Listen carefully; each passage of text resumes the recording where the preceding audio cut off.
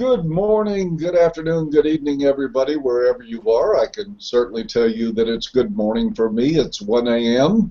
in the central time zone of the United States. I'm up late, but I think for a very good reason. I am sitting now with the Director of Multisite Operations and the host of Voice of Europe Radio, broadcast via AVfM, Mr. Lucian Valsan. Lucian, you want to say hi to everybody? Hi there to everybody. Good morning, Europe. Good morning, Europe. And it's very fitting that we're saying good morning, Europe. So some of you may be asking, why am I sitting up at 1 o'clock in the morning, my time, doing a live YouTube program? Well, it's not about America. And it's really important that this is a subject we start discussing. One, I was just talking to Lucian before we started this, and there are some elements of the men's rights movement that I think are unique, unlike any other movement that I've ever studied in history. And that's actually been quite a bit because, as you can imagine, I've made it a habit to study movements, their dynamics, how they start, who finances them, things like that. I've done a lot of study of feminism, but of other movements.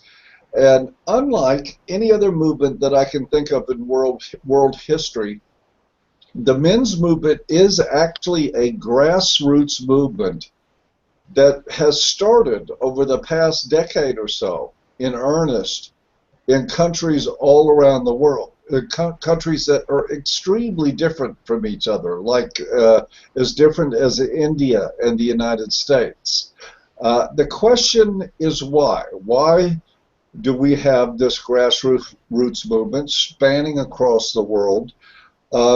And the other question we're taking care of, why, even despite, and we've done a lot of work on making AVfM an international website that's inclusive of many different people, but there is also language barriers, which is why Lucian has spent so much time working on getting people that can write original content and reproduce AVfM content in their home languages without having to rely on the very faulty apparatus of Google translations and things like that.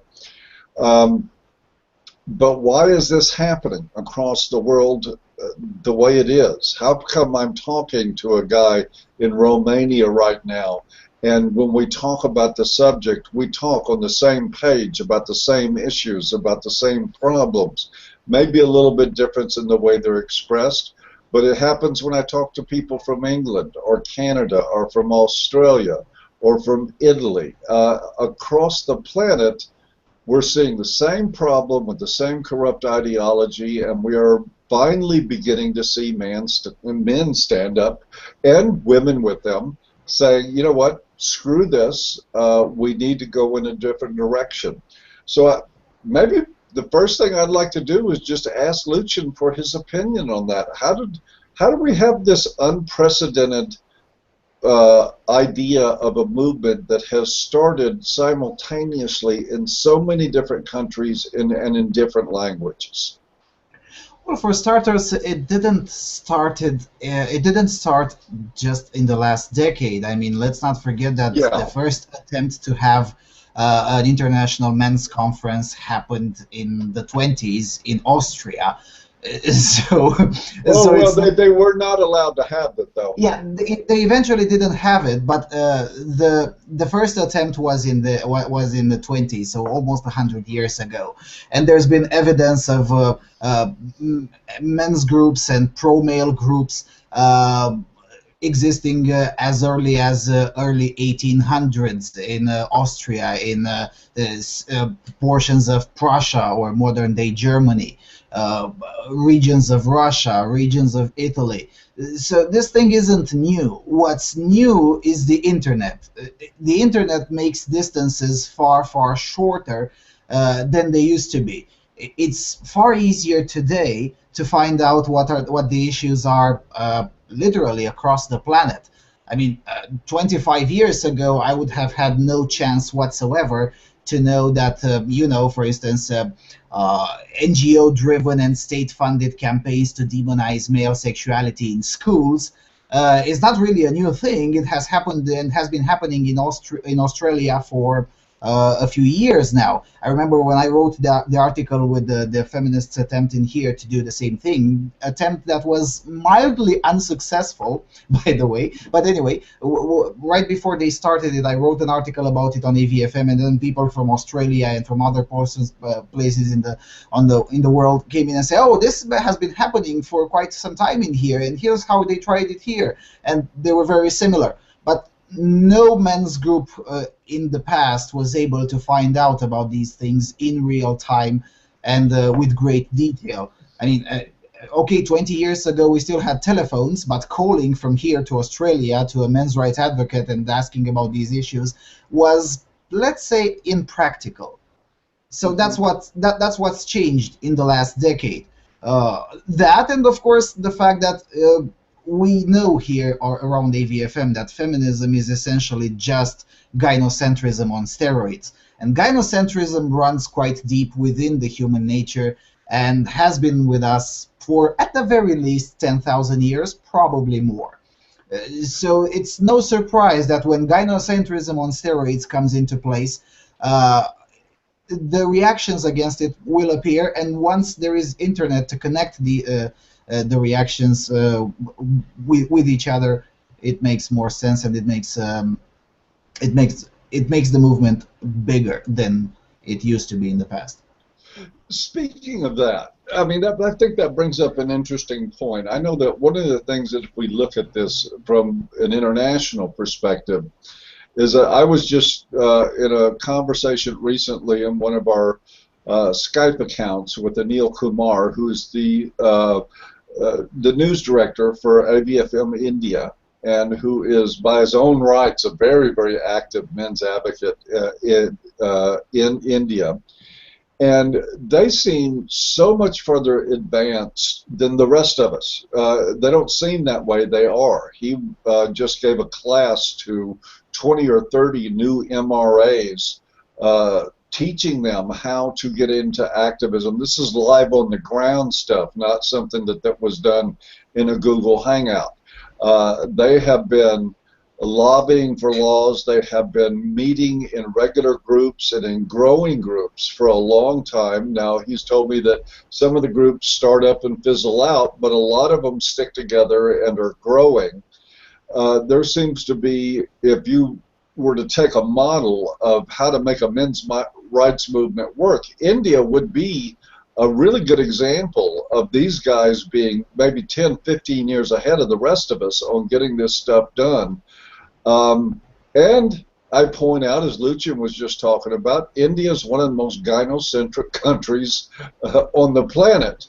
It is absolutely woman-centered. They are throwing men off of trains because they wander into the woman-only car. There are the different dowry laws that are absolutely insane, where they throw entire families into jail over accusations. One of the things I put on the site recently was why are men's activists so much more advanced and successful in India? The answer is because they have to be. That's how crazy things have gotten there. But is there any other reason that you think of that Indian men seem to be so far advanced with organizing and with doing something about this than what I've already mentioned? Yes, actually I can, and that is because I've spent some time talking with Anil myself, and from what he describes, India, I mean, my country sounds somehow half India, half Western Europe, you know, and the thing is, in countries that have just recently came out of a socialist dictatorship, and India is in such a position, lobbying for legislation is easier than it is in countries with long-standing democracies. And the reason for this is one, of course, the fear of the politicians for another violent uprising that just happened recently. You know, it happened in India, it happened in here. And another reason is that, you know, the political class didn't got didn't have enough time to solidify itself into an elitist little club where only the chosen ones get to be heard, and things of that nature. I mean, the political class hasn't been shaken almost at all in the last century in Western Europe and North America. I mean, when was the last time when someone entered with a gun into the parliament or into the Congress? It's just unthinkable. Well, in India and in most of Eastern Europe, there were hordes of people who entered into the parliament and literally thrown out the parliamentarians just within the last 25 years. It happened in Ukraine just a year ago, in India in 95, in here in 89, in Czechoslovakia, now Czech Republic and Slovakia in 89, in Albania in 91. So it's a very recent, very fresh memory. So politicians don't have a tendency to be that much of an elitist. They have to listen to as many people as possible, including men's advocates, whether they like it or not, because the collective recent memory commands them to do so. And that's one of the reasons why what Anil was talking about with his Save Indian Families Foundation was able to literally approach dozens of members of the parliament and talk to them about the dowry laws and about the custody laws, and even get some of them changed within the states, because India is also federal, and there's states just like in the US. And in some of the states, they even got some small pieces of legislation changed to a more balanced perspective. But that's because the politicians unconsciously know that they have to listen when someone approaches them, because you don't know what might happen in case they don't. Whilst in Western Europe, on the other hand, the politician can afford to say, I don't give a flying tosh what you believe. Get the fuck out. They can afford to say that and get away with it. It's highly unlikely that they'll ever be held to account in a very direct and immediate manner for such an attitude. So I guess that's one of the main reasons why the Indian MRM was able to advance faster and more than the one in the Western Hemisphere, in Europe and North America. Another reason is essentially India is a country with a population of 1.5 billion people. So in a population of 1.5 billion people, it is very likely that you will be able to find 100,000 people that would join in the streets, the ranks of the MRM. That sounds very legit. I mean, 100,000 is still like what, 0.01% of the population of India? I mean, it sounds legit, and if you count a little bit, the number of American MRAs is probably somewhere around there, 0.01, 0.02% of the population. Yeah.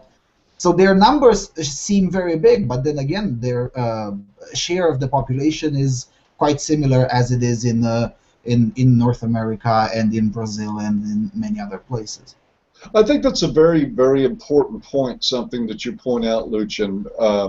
As we all know, when the power recently changed in, and I say recent being an old fart, recent to me means the last 20 or 30 years, but when power changed in Romania, it wasn't a very pleasant day for the people that were losing power.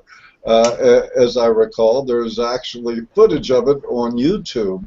The people of Romania's displeasure with their current governance was expressed in the terms of a firing squad. And I don't want to say this with the wrong angle, because I don't want the black helicopters and black shiny vans outside my house anytime soon. But when politicians know that there is going to be a percentage of the population that will have their fucking voices heard, period, it does put them, does it not, on a little bit more of an edge about just adopting policies that they know are going to take the rights and cause negative harm on the population at large. Yes, I mean, in here, for instance, it was very easy for me, and mind you, until this is only the second time I show my face on the internet, but it was still very easy for me to become close Facebook friends with like 10 members of the parliament in here, and apply pressure on them whenever the socialists try to pass some legislation that would restrict speech. I mean, we take free speech very serious in here. And that means even more serious than the European Union takes it. For instance, the parliament has tried like 5 or 6 times by now to pass some hate speech legislation, and it just won't pass. Because every time the population rises and says, no, you're not going to pass this, everyone should be allowed to say whatever the hell they want, no matter who gets offended by it, and you can all go fuck yourselves if you're offended, or you can open your own newspaper and start cursing back, not a problem. But definitely you're not going to forbid some speech by code, by legislation, because we've had 50 years of that shit and we didn't like it. And that's easy here, not only because the country is smaller, because, well, in terms of surface is pretty much the size of Poland, and in terms of population is, well, 21 million inhabitants. It's not really that a small country. But the fact that it was a recent event, you had hundreds of thousands of people in the streets fighting literally with the military, those kinds of images disappear very hard from the collective memory. And the politicians, whether they like it or not, they have to listen. Whilst in Western Europe, I mean in France, for instance, the last violent uprising against the ruling class was in the 1700s. Well, you know, people tend to forget. That, Lucian, I think that was when a pastry chef got mad and threw a croissant against the wall. I think that was the extent of their violent. No, there was a very violent revolution in France, and I know from American history that for the first 75 to 100 years after the American Revolution, the ruling class, if you will, the political class in America, was rather cautious about upsetting the population, because the population was one fresh out of, well, if you upset us too much, we'll start loading our guns, and there will be a river of blood, and we will put people in charge. We even had founding fathers saying that the tree of liberty must sometimes be fertilized with the blood of patriots and tyrants. And that was common political speech at the time. Of course, saying that now in the wrong area, in the wrong environment, will get you arrested, or if you say it in the wrong way, but it's absolutely true. So I think you're onto something here. When we look for ways to measure why some countries seem to be doing better with advocating for men's rights, I bet you that we find a recent history where the people have shown the politicians just exactly what the power of the people is, and Yes. And then quickly forget it. Well, another politically incorrect thing to say is that the Second Amendment is there to protect the first one. Exactly, and the First Amendment is there to protect offensive speech. A lot of people don't get this, that they talk about, well, you can't hide behind the offensive speech and or the First Amendment and do things like a Voice for Men does. That's what the First Amendment was designed for. Speech that offends no one does not need constitutional protection. Nobody cares. It is designed to affect and protect the speech of people who offend the status quo. That is exactly why it's there. And yes, the Second Amendment was passed to make sure that nobody got too carried away with trying to abridge the First Amendment. Mm-hmm. And I am a big believer in those things. As a matter of fact, earlier we did another hangout, and we talked about, you know, crime prevention and things like that. And we were talking with Mike Johnson, who is a new person to our hangouts, and right in the middle of the hangout, he produced a 9mm up like this, and very matter-of-factly talked about this being his protection. And I think, well, yeah, people can get pissed off if they want, but one of your best defenders of rights is a gun. Yes, and that's that's one of the big issues right now. For instance, Romania is amongst the top 5 most restrictive countries in the world with regards to lethal guns. However, that didn't stop individuals to be innovative. For instance, the lawmakers have forgotten to regulate bows, literally bows. So Really? yeah, so therefore there is big commerce with bows because they're unregulated, and the moment they attempted to regulate them, well, let's just say they were politely advised not to, and the legislative initiative got kicked. But anyway, going back to why some countries are more successful with advocating for men than others is precisely this: not just the fact that there was a recent power change, but also because there is a little bit of more bias towards common sense because of that thing. I mean, in here, for instance, even the mild proposal of female favoring affirmative action is viewed by the wider society as in, are we sure? I mean, seriously, Ceausescu tried that in the 80s and it was a total failure. Can we just not do it? I mean, I would be preferable, thank you. So that's a reaction that you won't see in most of Western Europe. In most of Western Europe, it's either ignored or championed as a very progressive thing to do, even though it's not progressive at all or new, by the way. I mean, it started with the Bolsheviks in the 20s with the politically healthy origin file and all that. I wrote an article about that on AVfM called Affirmative Action, a Historical Perspective. If you I want to, remember. yeah. Speaking just briefly again, and we won't stay on weapons all night, but it is amazing to me the difference in the way that you have vast cultural differences in the way these subjects are handled. In Texas, for instance, man, we've got so many guns here, and it took them forever to get a law passed that for a background check, and now. And it upset a lot of people that now you have to wait 3 to 5 days before you can pick up your handgun because they want to make sure that you don't have a history of robbing banks or severe mental disease. I don't know how I feel about that. It's it's one of those laws, but we are actually now we legally can carry firearms that are concealed in Texas. You take a class, you get a permit, and you can carry a firearm with you wherever you go.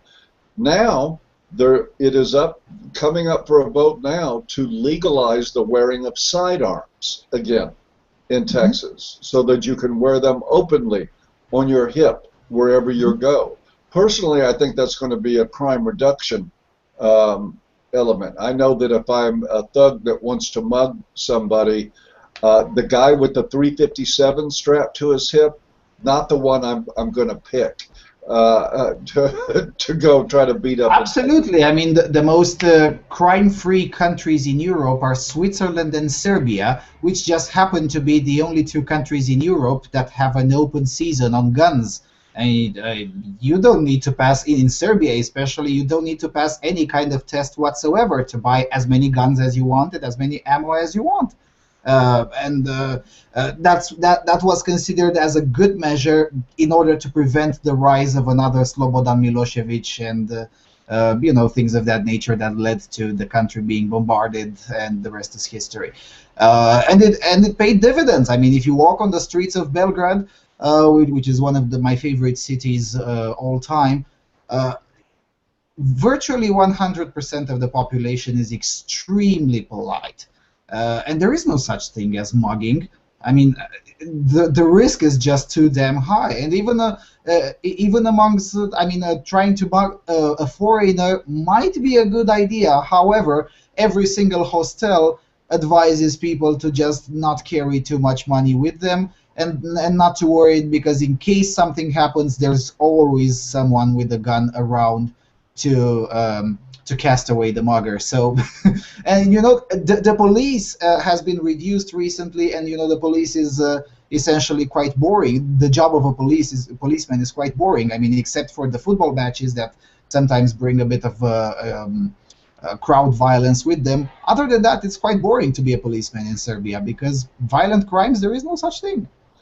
Well, yeah, and it's amazing to me that people don't catch up to that. I know that there's going to be probably some people in the comments to this video that the guns are evil crowd. We must confiscate all of them. You're welcome to comment. This is a free country. However, it bothers me, I will track you down and shoot you.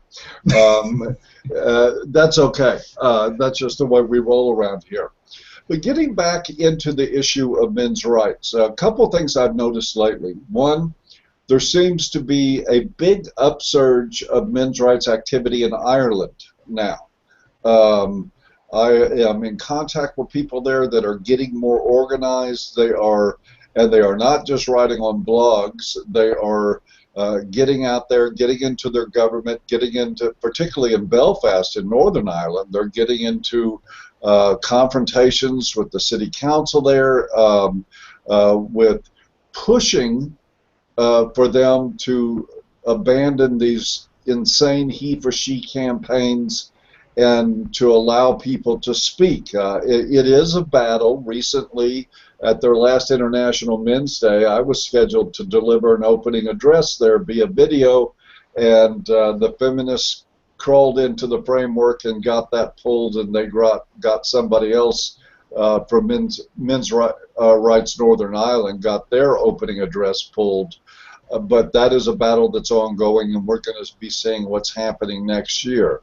So I wonder what's happening, and I can only speculate, but I wonder what's happening in Ireland right now and in Northern Ireland that seems to be sparking a quickly growing resistance to feminist narrative and feminist governance. Do you got any thoughts on that, Lucian? Well, the Northern Ireland is still part of the United Kingdom, and Yeah. although Northern Ireland enjoys a certain level of autonomy, which might play in favor of the men's human rights advocates in there, at the end of the day, there have been quite a few policies passed by the United Kingdom government, enough to piss off quite a few people who haven't thought in the past about the issues of about issues regarding men's rights. That's one thing. Another thing is that Northern Ireland, with its level of autonomy, is small enough to actually be able to wield influence, even if you have a small crowd. And I mean, Belfast is a big city, but at the end of the day, it's far smaller than Dublin or London. I mean, it's Yeah. easy. It's easy to influence, and a local council has a legal obligation to hear the people in there. I mean, they can't afford to be as elitist as the Parliament of the United Kingdom, for instance. So that's one of the reasons why they got more visible. Across the border in the Republic of Ireland, in there, it's pretty much the same thing as it is in Eastern Europe. There has been a recent power change, and also there has been increased disgruntlement with the government to begin with. I mean, let's not forget that there is an unrelated issue, but which can and probably will be exploited by men's human rights advocates.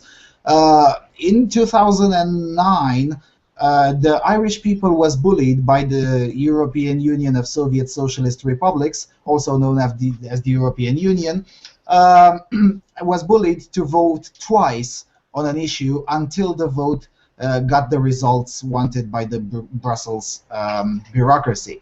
It was the vote on the Lisbon Treaty, which essentially abolished national sovereignty, and that's not something well received amongst, I don't know, most people on the nations of Europe, because at the end of the day, we don't have a federal tradition like the US has. We have a tradition of everyone minds their own fucking business, and you just leave us the fuck alone. And that Lisbon Treaty trumps on that fundamental principle on which Europe has been functioning for since forever. And the fact that the bureaucracy Brussels was able to bully essentially the Irish people. I mean, they were put to vote once, and they said no, there's no way in hell we're going to allow this. And then they were put to vote again, and then the second time, essentially their government de facto banned discussion against the Lisbon Treaty, and then the European Union funded heavily the pro the yes side of the referendum. And even then, the yes side won like 52% to 48 or something like that. I mean, it was very, very narrow vote. Uh, and that thing created a lot of disgruntlement towards the powers that be in Republic of Ireland. Enough of a disgruntlement to become a breeding ground for everyone who wants to oppose the government, whether it's on issues that affect men, whether it's on issues that affect the working class, it doesn't matter. So in Ireland, there is a general resurgence of movements that oppose the powers that be, and that's a very good moment to be part of Men's Human Rights Ireland right now. And I believe that will help them in the next year, in the next 2 years. I think it also goes back, Lucian, to what you were talking about with sort of the standards in the culture. The people of Northern Ireland, in particular, have a rather long and illustrious history of doing more than writing the editors of their newspapers when they're dissatisfied with the government. They have made their disgruntlement known in no uncertain terms on many occasions. And so there again, we see a quickly emerging and spreading men's rights initiative there that I think is probably taking a lot of governmental agencies by surprise that they see this happening. Let's talk a little bit because, again, what we want to do before going to some, sure. I would like to provide another example. Spain. In Spain, we had like what 80 years of a regime that is now openly called in the media the gender Stalinist regime. And then again, in 2012, when they eventually got a vote on it, the initial party, the Socialist Party that installed that particular gender Stalinist regime, suffered the biggest blow in their history. And the Socialist Party in Spain is quite old, or something like 90 years old. So they suffered their biggest blow in history only because of the gender violence law. And remember, that was only 3 years after a huge violent uprising on the streets of Spain because of the way the European Union treated Spain.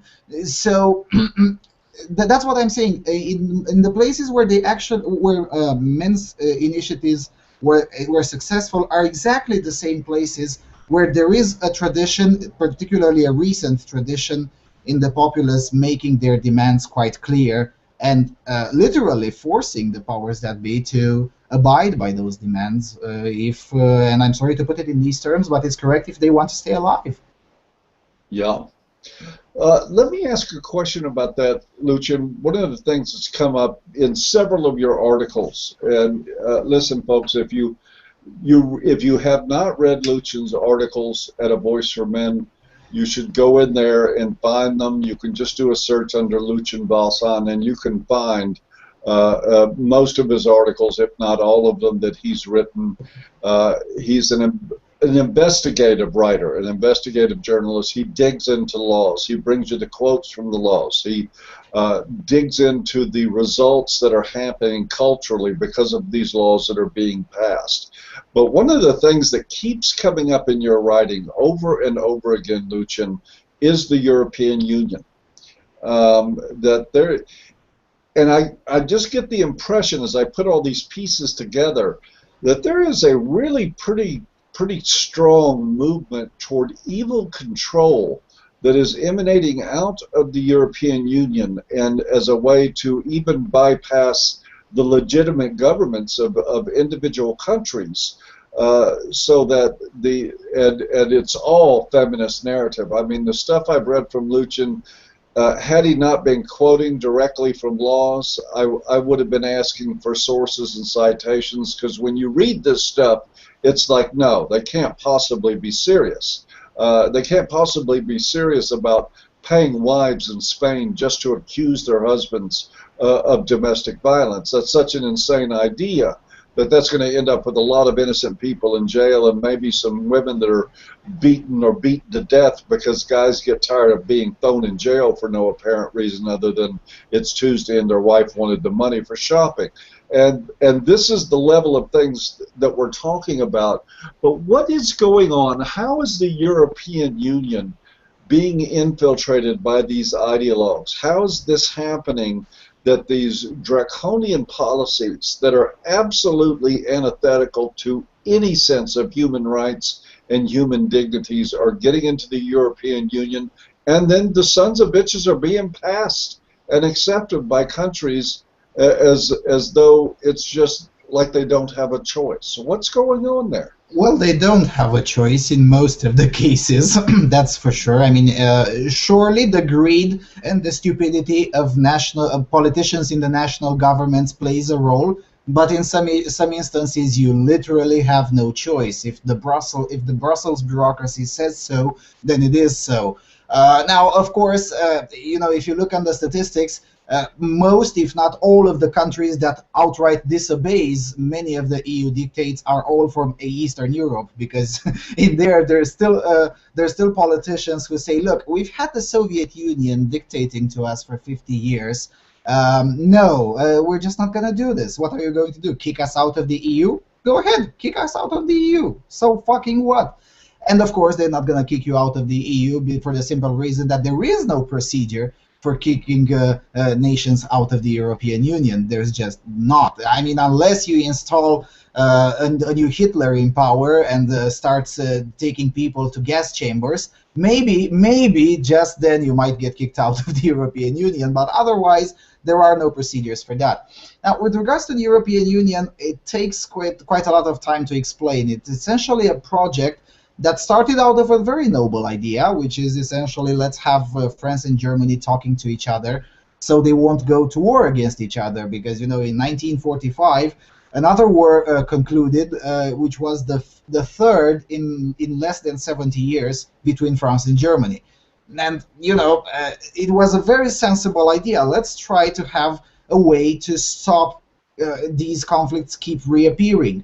Now the problem is that by 1970s the project had grown up way beyond its initial purpose, and then we had Charles de Gaulle leading France, who wanted absolutely to have his way of a common agricultural policy being passed, and if not, well, he'll just dismantle by himself the Union, and eventually everyone accepted it, and then the UK essentially begged to be joined to join the Union because they thought, well, the communitary bloc is more prosperous than we are, which was correct. But the reason why that was correct was because they were infested with a very socialist state. I mean, Margaret Thatcher came in and explained and demonstrated to everyone that not because they were not part of the European Union was the problem with their prosperity. The problem with their prosperity was local. But anyway. And then the next big step was in '93 when the European Union, the European Community ECC, the European Community of Coal and Steel, something like that was its original name, ECC. It was changed into the European Union, and then in '99 the euro got adopted. And from that moment on, everything went south, because from that moment on, the floodgates of perpetual expansion were open. And it became very easy to get into the bureaucracy, and as the bureaucracy grew, it became very hard to control that. No matter how good you are, you just can't control it. It's beyond control. I mean, sometimes I rant about the former president of the European Commission, who was a bloody Maoist, but the guy is guilty maybe 30%. The rest of the 70%, he could not have controlled it, even if he wanted to. Now, granted, he didn't want to because he was a bloody commie, but even if he wanted to, he can't. That's why I don't believe in the idea, oh, let's get into the EU and reform it from the inside. No, absolutely not. There's no way to reform it from inside because it's just too big. So because it's very easy to get into the bureaucracy, naturally, ideologues and narcissists and psychopaths and whatnot were the first one to jump at the opportunity. And amongst others, well, feminists are amongst the narcissists and psychopaths and ideologues who wanted a piece of cake.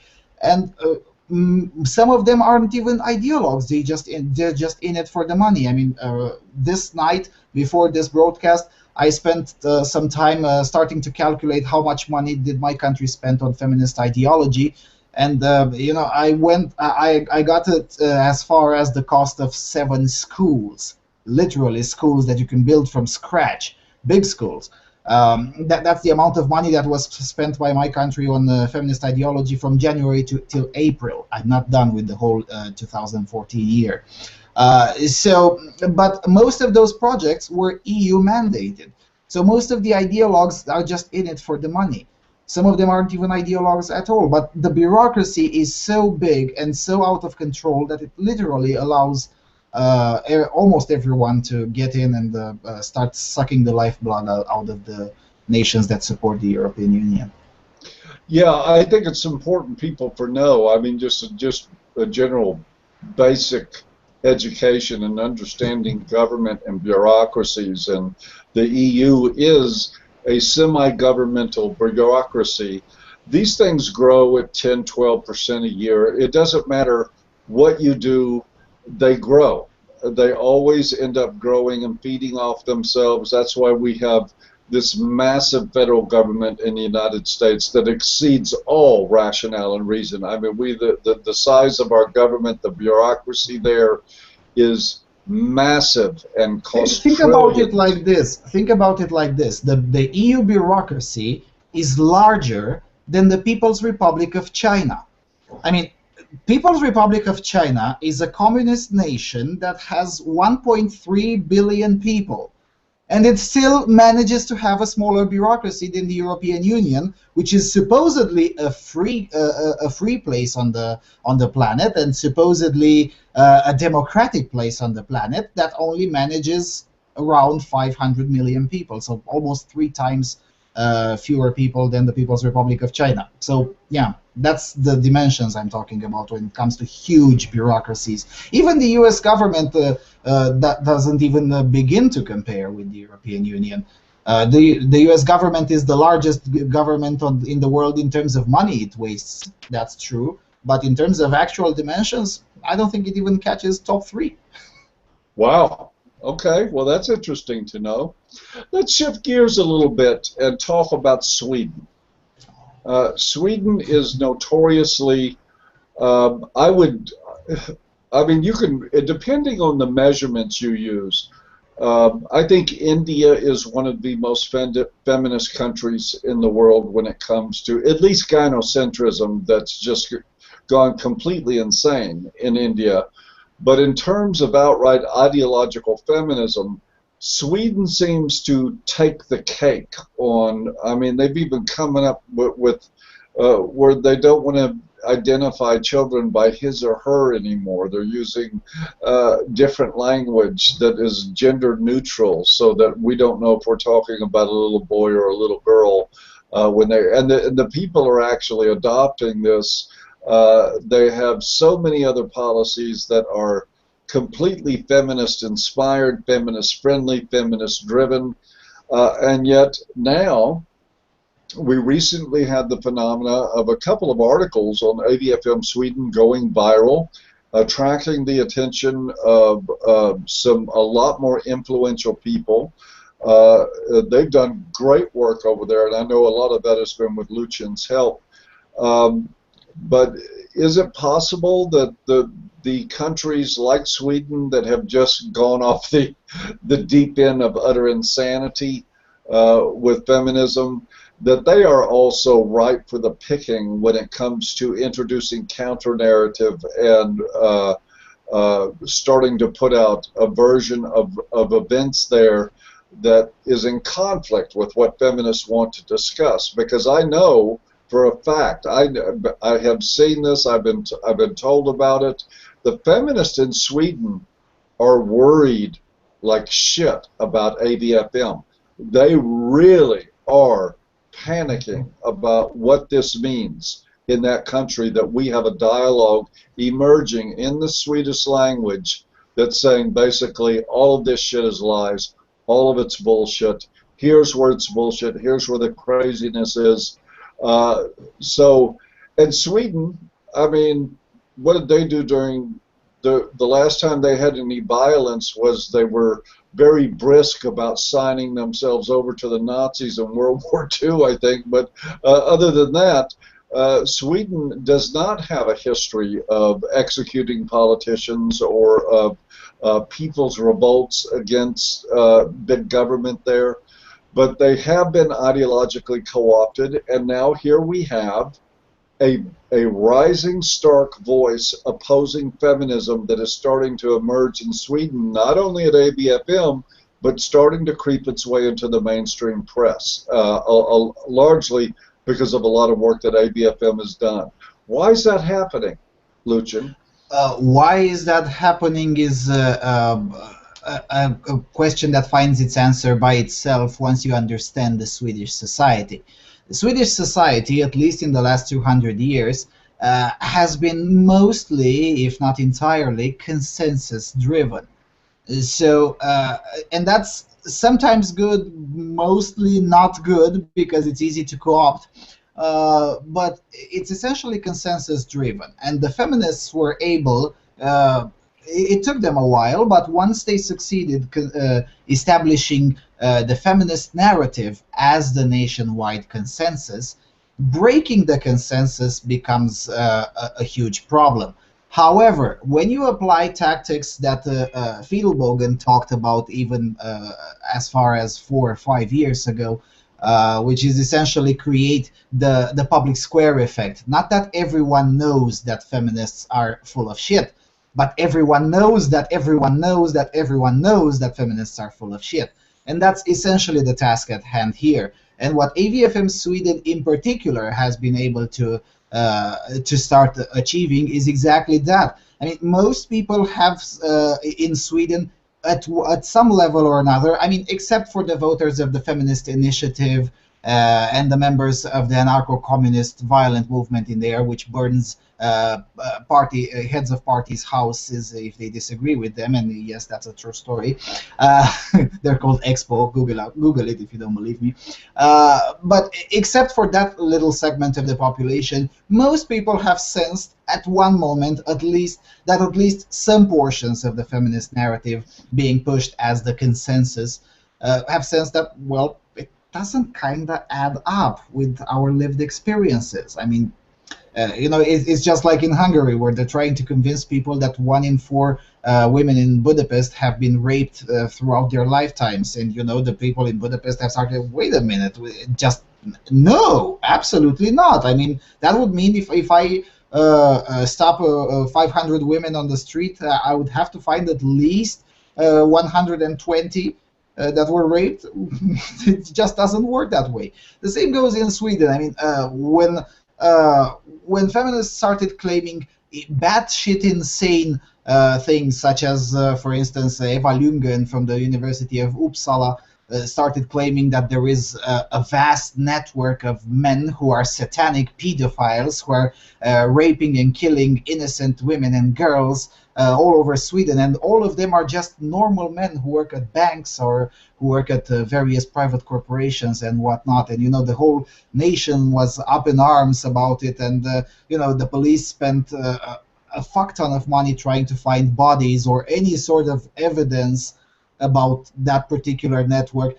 Well, of course, there was no satanic pedophile network, and there were no mass rapes or mass killings. And then feminists started claiming even more batshit crazy stuff, as in women are oppressed at every step in the Swedish society. And most people started asking, no, I mean, come on, seriously? And, out of fear of being shunned, because, the worst punishment you can get in Sweden is not being sent to prison, not even being censored in a comment section, or even have your article pulled from the newspaper. No, that's not the harshest punishment. The harshest punishment you can get in Sweden is to be socially ostracized. Social ostracism has been working as a way of punishing dissenting voices for over 100 years in Sweden. That's why you had at the turn of the last century, between 1890s and 1910s, you had a vast wave of people emigrating from Sweden. Most of them went to the United States. Some others went to other nations, even within Europe. those were the dissenters. Those were those who were socially ostracized for daring to disagree. At that moment, the received wisdom, the consensus, was the power of the church. And because the church had become so powerful that it was able to be essentially the consensus, you know, some people said, fuck this shit. And then eventually the power of the church was dismantled 30 years later. Now it's feminism, which is the received wisdom and the consensus. And a similar phenomenon is being noticed, although many people don't want to talk about it because it's politically incorrect. And the reason is because it's politically incorrect is because as opposed to the late 19th century and early 20th century, this time in Sweden, there is someone replacing those who live, i.e. The mass Muslim immigration that Sweden is going through at this point. But even so, even with the mass Muslim immigration, even with all the openness of Sweden to receive literally everyone who wants to go to Sweden, even in this situation, last year there were still more people who permanently emigrated from Sweden than people who permanently immigrated into Sweden. So a similar phenomenon is being, and make no mistake, the overwhelming majority of those who permanently emigrated are white Swedish men. There's very few women who permanently emigrate from Sweden, and I can understand why. I mean, why would you emigrate from a country that literally panders to every single whim that any woman anywhere in Sweden might have? I mean, it's no reason to emigrate from there. However, being a man is now it's no longer the case, but 3 years ago it was almost a crime.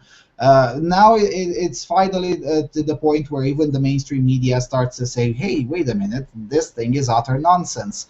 But think about it like this. Just a year ago, the editor-in-chief of a major publication in Sweden came in and wrote an editorial called exactly like that. Yes, I hate men.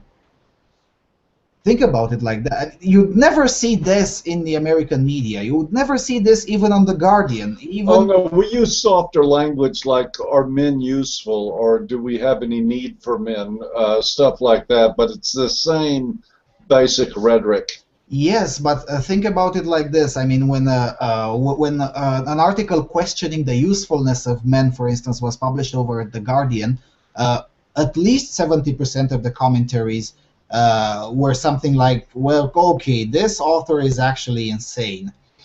You know, I mean, even the internal feminist establishment didn't really agree with such a way of putting things. However, in Sweden, the article "Yes, I Hate Men" got an over 60% approval rate.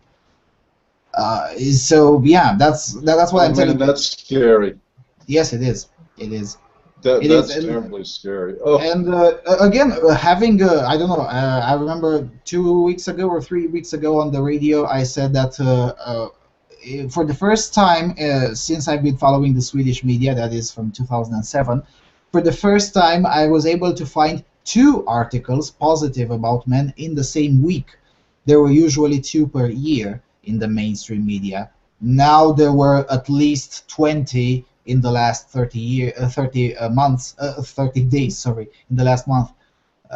So yeah, things are changing slowly, but I have high hopes for the culture in Sweden, to the extent that we will be able to create this public square effect, that everyone knows, that everyone knows, that everyone knows, that everyone knows that feminists are full of shit. That's essentially. Let me ask you this, and I don't want to hang on Sweden too long, because one of the points, by the way, to let people know, Lucian and I will be doing this discussion every 2 weeks. And there's a couple of points to it. One, we need to keep coming back and reminding ourselves and each other that the men's movement is not an American movement. It's not a Canadian movement. It's not something you can attribute to any country. It's happening worldwide. And part of the point of this discussion is that with me living in America, or I say I live in Texas, which is, we're on the American border, but we're very close to America, but not quite America. Lucian living in Romania, and having this, he has a library of knowledge about European politics, about what's going on there, and other places in the world. We're starting to see things like recently the Myth of Male Power, Warren Farrell's book, was translated into Japanese and is now for sale. Our information is getting out there, it's getting on the rise, and we need to have regular discussions to remind people that this is about a worldwide phenomena. It's not something that's happening just on the American internet or just in Canada.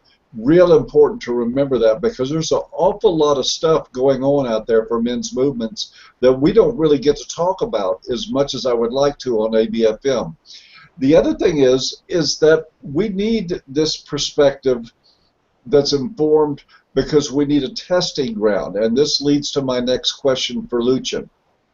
The way AVfM has always done things has been what we call FTSU, which is that we take the absolute insanity of these stupid concepts like rape culture and these corrupt statistics from Mary Koss about 1 in 5 or 1 in 4, or we've gotten to the point here that feminists just make up a number when they write something because they know nobody's really going to question it. It's 1 in 3 I've seen in some places. So the vast majority of women has been raped by the vast majority of men. That's what is coming out as a message. And what we do at AVfM is, without apology, we take those ideas, we take the gloves off, and we beat the living fuck out of them in public. And we bruise them and damage them and mock their stupidity, mock the cultural narratives that go behind it, and we mock the individuals that are furthering this. We go not just to the ideas, but to the people that are furthering them, because these people, in my opinion, need to be humiliated. This is what works in a lot of ways. Is this going to be Lucian, is this going to be a standard accepted practice that will work in most countries across Europe, places like Sweden, or is there something different called for? As far as I'm concerned, it will probably work in the same manner. I mean, I've seen already quite a bit of success in my own country, and I mean, my article about Simone de Beauvoir pissed so many people off that it actually got the discussion going. Why? Because she was a Nazi sympathizer and a pedophile? Yeah. I mean, apparently that's offensive, not just... anyway. We won't dwell too long on the fact that it's true. Yeah, I mean, never mind that it's true. I mean, she was an icon. How dare you? And, yes. Yeah, I suspect this will be true in other nations as well. I've already seen some results in Sweden. Every time we went on someone directly, a perpetrator of casual misinjury and not just an idea, it usually tends to work, because that particular individual gets flooded not necessarily by MRAs, but by casual people who see the article that we post, the expose on AVfM Sweden, and they send an email to that guy. Look, I've seen this, and these guys have evidence to back it up. Now, whether I like AVfM or not, that's a different story, but their evidence is genuine. I mean, seriously, is this true? I mean, and that tends to create tension, and I like when it creates tension, because it makes the feminists rant even more over Twitter and over Facebook, and they're now to the point that portions of the Swedish feminist sector are up to the point where they block each other, suspecting AVfM imposters and whatnot. The sharks eating themselves. I love it. Yes, and I enjoy staying there with one of my 100 different accounts and just looking how they tear each other apart without intervening at all. And you know, sometimes it's funny. You know, I mean, they're tearing each other apart whilst the real AVfM shill is watching. It's really funny. And I enjoy when that happens, because that weakens their power. Also, we have to remember that the Swedish, and this will play into our advantage in 2015. Throughout 2014, feminism has been in Sweden has been into a huge internal struggle that's mostly unrelated to AVfM. It just happened because one of the older feminists, her name Birgitta Olsson, who was the Minister of Foreign Affairs or something like that, no, the Minister for EU Integration, yeah, she made a documentary called, ironically, My Struggle, i.e. Mein Kampf. Oh no! Oh no! Yeah, she literally created Please a say document. that's not true. No, it's for real. The first part should be on my YouTube channel, or if it's not, just drop me a line and I'll send it to you. Please do. The feminist Mein Kampf. I love it. Yeah. It's called Mitkampen, which means my struggle or Mein Kampf. And it's a three-part documentary. I only have the first two of them, and only the first one translated into English, because I didn't watch the third part because it was already too boring and I could just foresee what it will be said in there. But what matters is that it got the feminist sector galvanized and struggling against each other. You know, this older feminist started questioning the dumbler feminists that they have in there, and it was saying, well, and you know, and again, this is one of the most influential ideologues in Sweden, Birgitta Olsson. She's saying in the documentary, well, I don't know if it's necessarily okay to raise a kid not telling him whether he's a boy or a girl, or if just using hen everywhere and not telling everyone, or not telling anyone actually, including the kid itself, not telling them whether they're a boy or a girl. I mean, surely biology should be relevant, you know, and that's essentially questioning the very foundation of the forward insanity that's going in there. And coming from Birgitta Olsson created a lot of galvanization within the feminist sector, which will play into the non-feminist sector advantage. And we can't claim credit for that, but we have to thank Birgitta Olsson for doing it. You know, it's pretty much like with the AVfM in general, with David Futrell. You know, we dislike David Futrell, but we have to thank him for for he does send a lot of traffic our way. Yeah. Matter of fact, I think he sends more traffic. He's figured out how to send enough traffic our way that it more than matches what he actually gets. I don't know how he does it because his website is still small. Let me ask you something about this thing with language. Now, as I understand it, the non-gendered term they're using in Sweden for boys and girls is hen. Hen, yeah. Yes, hen. Can't help picking out the fact that in America that means a chicken. But we will bypass that. What percentage of the Swedish population would you say have bought into this and are actually using it? I don't think more than 20%. Even 20% sounds like quite an optimistic number. Probably even less than 15%, which is essentially the exact same number of the population that are the cool kids on the block, who live in the most fancier neighborhoods in Stockholm, and write for the most fancier middle-class left-wing prickery they call magazines. And you know, essentially, except for the really, really social justice warrior-minded and far left-minded people, very few other people have bought into it. I mean, you can occasionally see it in some circles when it actually warrants. I mean, surely, in and of itself, having a word like hen is not necessarily a bad thing. I mean, sometimes you actually need a gender-neutral pronoun.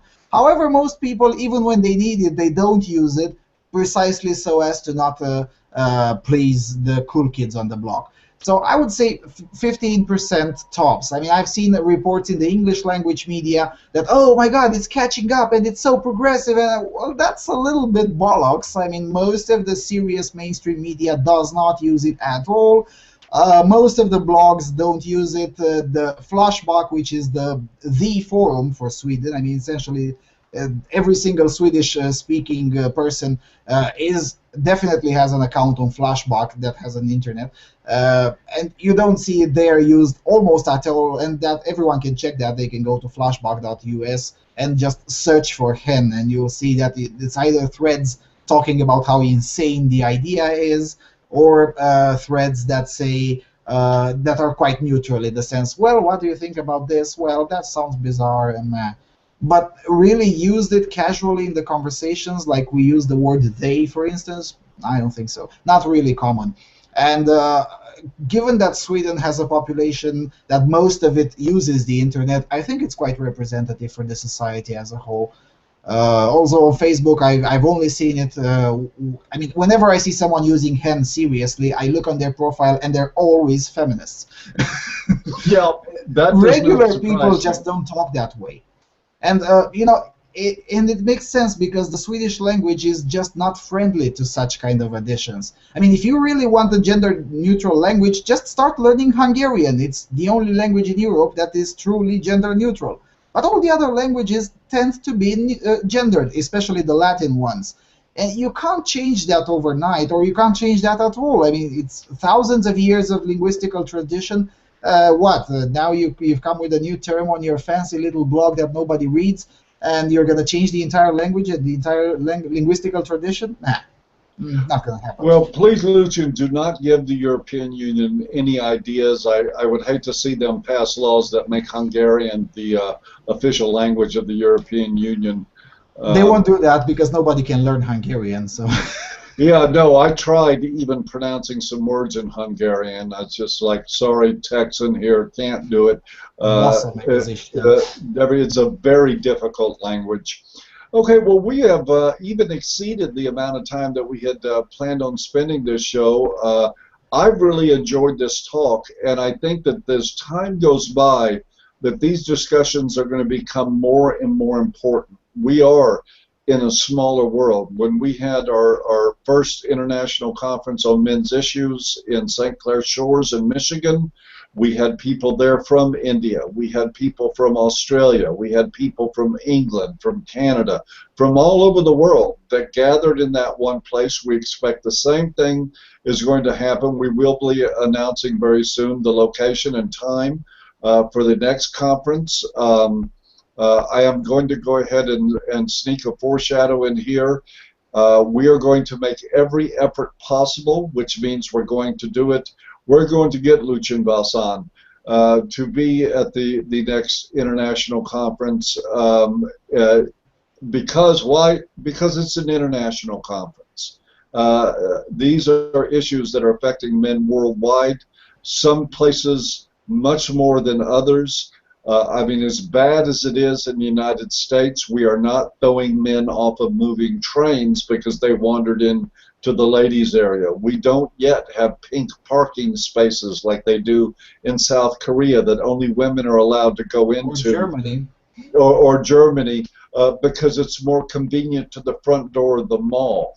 The gynocentrism is getting worse in many ways. But also the counter-narrative is rising and rising very quickly. And we want to see that continue, and to do that, we need to bring the men and women of the world together that have something to say about this that makes sense into one place as often as possible, and to increase programs like this. So you'll be seeing Lucia and I every 2 weeks doing this. It's actually one of the ones I'm really looking forward to doing the most. Lucian's a very interesting guy to talk to. He always brings a ton of good information. Lucian, any last thing you want to say before we sign off and say goodnight to everybody? Or good morning? Before closing down, just one more point about how insane Sweden has gotten. They recently announced that they will have a feminist foreign policy. Yes, their new Marxist feminist government will have a feminist foreign policy and a feminist approach towards Putin's machismo. So that's right, Putin is sending war submarines into the territorial waters of Sweden, and Sweden answers with feminism. Let that sink in. Feminism can and might kill people in Europe. Just saying. Okay, but if they're going to adopt feminist policy, I will not expect Sweden to attack Norway anytime soon. That was a far worse joke than you could imagine, Paul. I know. Okay, folks, it's been great. We will be back in 2 weeks at the same time. In the meantime, we will think of one country we want to pick on, and we will spend an hour ruthlessly tearing that country's government apart and their feminists apart, And God, what's more fun than that? And remember, folks, feminism sucks. Good night, everybody.